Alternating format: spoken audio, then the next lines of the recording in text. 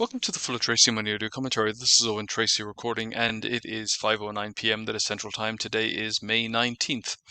Well, I thought we'd kick off with Bitcoin because the price right now is right in the region of the all-time peaks set back in December and January. In fact, there have only been a handful of days in which it has closed above the 105,000 level. So this is quite positive action, and it was certainly a volatile day on Monday. So there's quite a bit going on.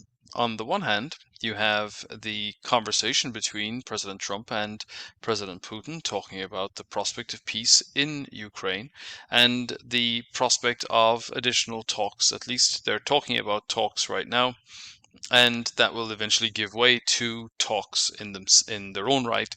But the problem, of course, is that the broad texture of what a deal would look like has been pretty obvious for the last couple of years, and yet nothing has been agreed because neither side really wants to admit that we're already in a stalemate. Russia thinks that they can push further ahead, and the backers of Ukraine will pretty much do whatever is necessary to ensure that they don't get there.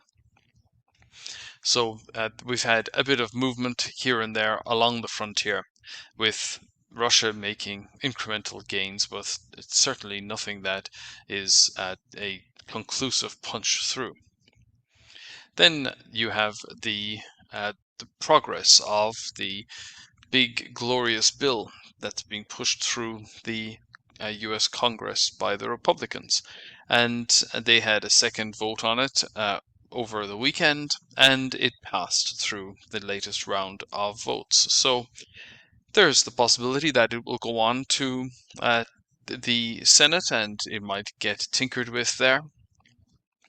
But one of the reasons why Bitcoin is firm is simply because there is now the additional chance that we will have a greater chance of more liquidity. And Bitcoin is a liquidity barometer. It tends to do best in the 500 days following the halving because that has generally both burnished the limited supply argument as well as burnishing the whole availability of capital.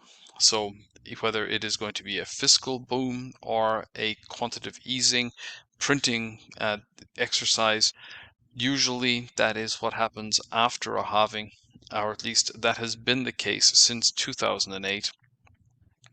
And when that happens, it basically devalues the purchasing power of fiat